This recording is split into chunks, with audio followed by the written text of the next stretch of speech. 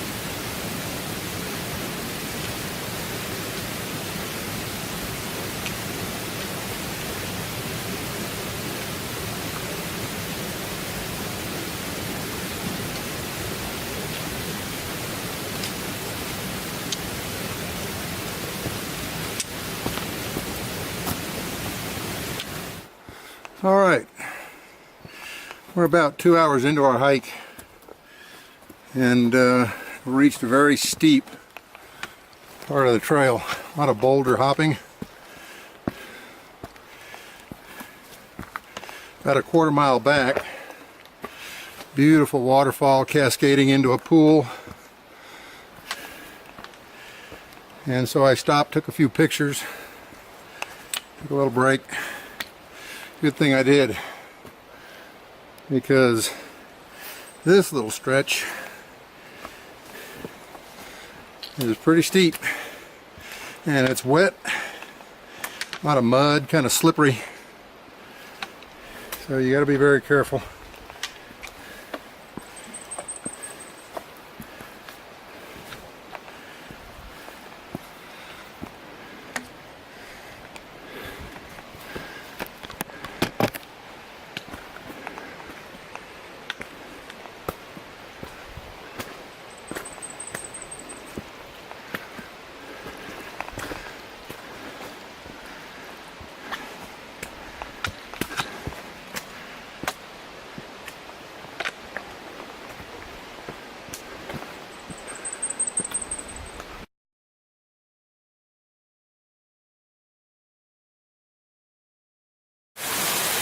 Well, I decided to take a little break.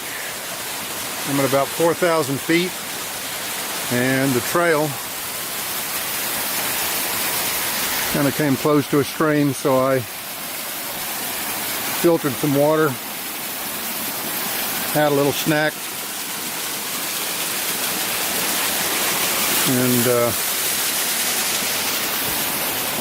had a place to sit and just rest. Also had to dry out just a little bit, but the view is spectacular. A little bit cloudy, but it doesn't look too bad to the west. If you look way down in the valley, you can see the shiny rooftops of the trailhead cog rail station. So we're making good progress. It's about 2:30, and we'll rest up just a few more minutes here and then hit the trail, which I'll show you is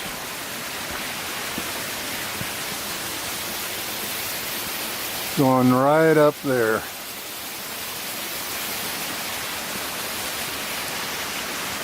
And that's where we came from.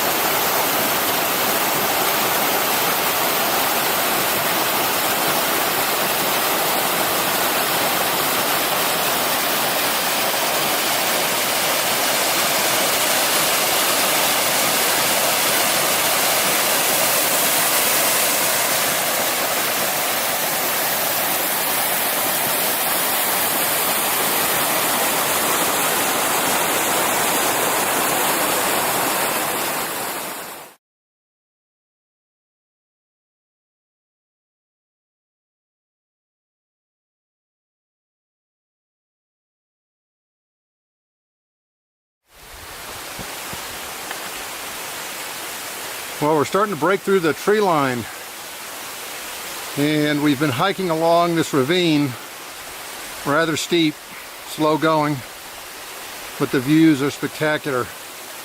Just cascade after cascade.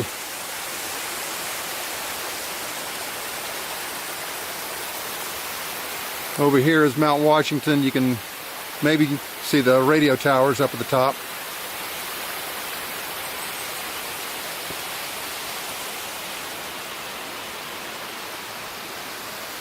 And that's looking west.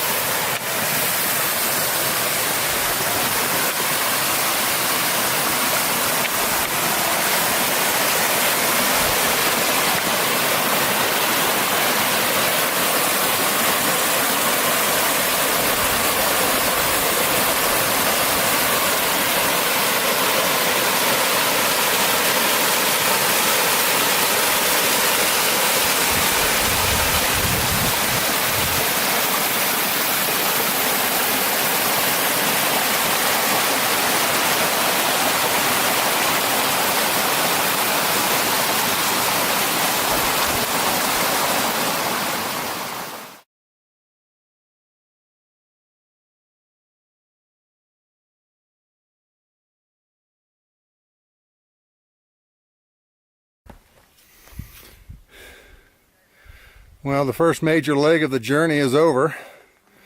This right up here is Lake of the Clouds Hut. And the view from here is outstanding. If you look down, you'll see a structure.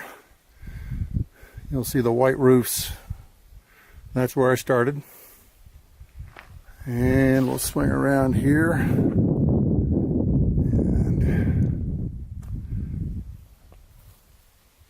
That's Mount Washington right there.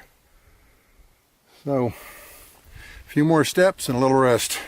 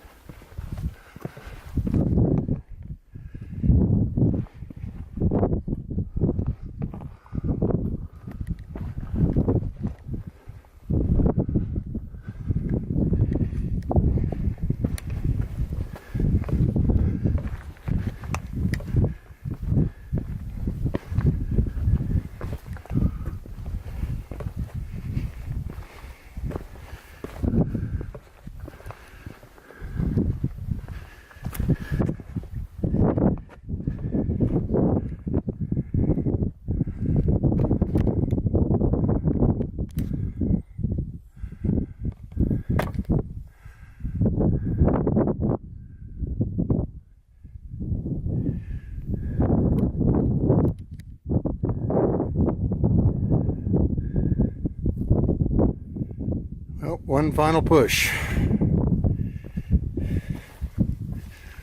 And it's probably almost 6 o'clock. And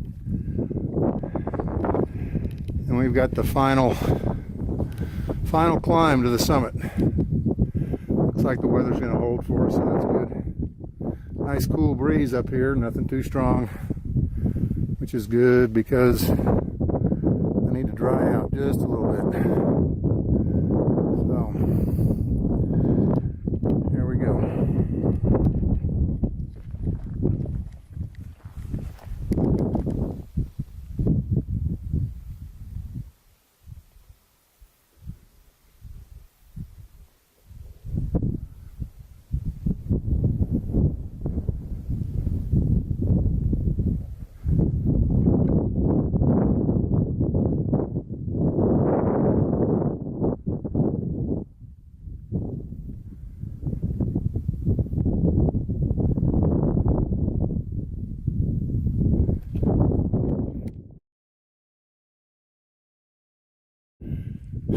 Last few steps. Here we go.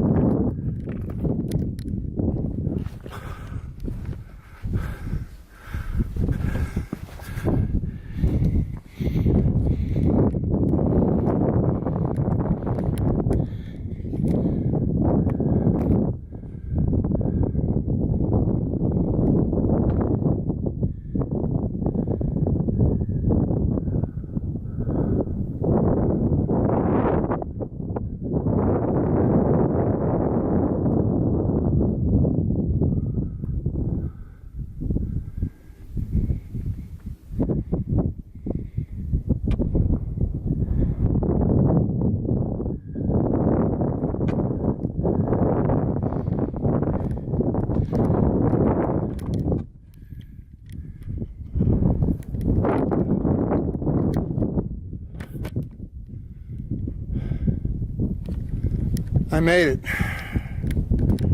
For you, Dad. I love you.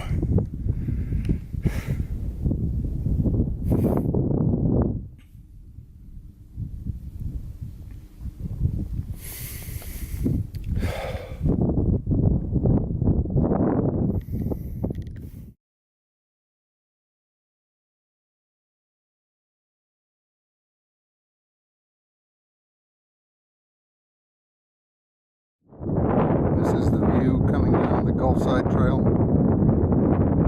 looking down into the Great Gulf. It's getting a little dark. Magnificent view.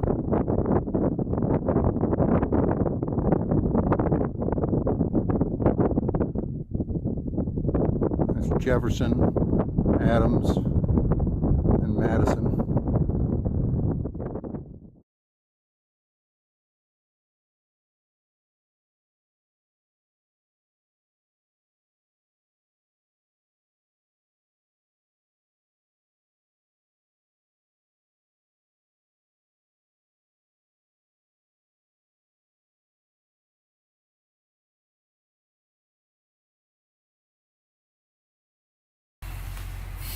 Well, let's see. Where did we leave off? Oh yeah, I was at about 700 feet shy of Mount Washington summit and headed for the Jewell Trail last night. I did succeed in summiting Mount Washington at about 7:15, 7:30. That gave me roughly about an hour and a half of usable daylight. And I decided to take a different trail back just because it wasn't as steep and not as difficult hiking with all the boulders and roots and so forth. So anyway, after summiting, I came down off of the peak and started making my way for the trailhead, which was about 4.5 miles away, and saw a beautiful sunset. But I could tell that I was going to either have to hike in the dark or set camp. Now, setting camp presented some challenges because above a certain elevation you have nothing but crumholts, low growing shrubs, and I thought if I could just use my headlamp to find the trail down to where the larger trees were, I would set my hammock up. And just as I lost the last bits of sunlight, again after a beautiful sunset, I lost the trail. The trail is marked with cairns, which is fine. However, I got off trail by about 50 yards at the max, and when I tried to look for the next cairn, I could not see it. And so I thought, well, I'm here for the night. I'll just have to use the crumholts for an air mattress. Set up my hammock tent to the best I could. It was kind of a makeshift operation there. And something said, no, you need to get down off this mountain because the day after, which is today, had 100% chance of precipitation. So I packed everything back up and I used my GPS to determine where I'd made my wrong turn. That required me to charge my cell phone. So I had to sit there, wait for the cell phone to get charged so I could see the map, and did find the trail, had a good bright beam on the headlamp, and started making my way down off the mountain. Well, it took me about 2 hours to get into some decent looking trees for hammock camping. However, there was no water, and yesterday's trip was next to a series of cascades and streams, water the whole way. This trail coming down was along a ridge, not one drop of water, and I was getting a little bit low, and I thought either hike in the dark to the closest stream or go for the next 12 to 14 hours low on water. And I thought, well, the weather's good, the bugs weren't bad, I felt pretty good, I was tired, but I made the decision just to keep walking until I found a stream. And it just so happens that the stream I did find at about 1 o'clock in the morning, maybe not quite that, but it was after midnight, was only about a quarter mile from the trailhead. So here I am at the trailhead. I've got the tarp set up over my hammock. I'm comfortable, getting ready to boil some water here and have some coffee. Let's see.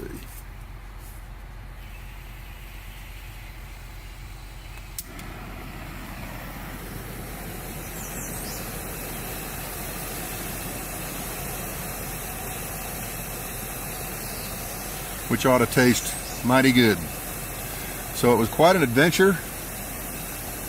I think I made the right choice because the rocky terrain is a lot more treacherous if it gets wet, and already this morning we've had a shower, so I would have had a 4.5 hour trek over wet, slippery rocks after probably not a very good night's sleep, or I would wake up here. And I did get my hammock set up and my tarp set up last night by about 2:30. I was too tired to eat. I think I had a little piece of cheese and a little beef stick, but that was enough. And hydrated up, and here I am, waiting for the better half to come pick me up. Quite an adventure.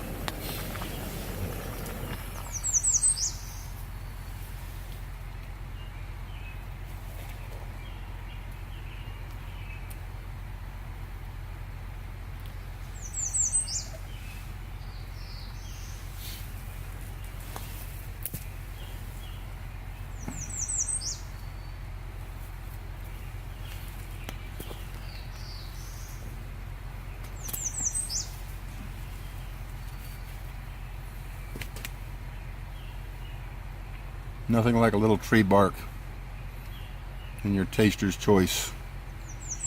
Not Dunkin' Donuts, taster's choice. Here's to you, David Gray.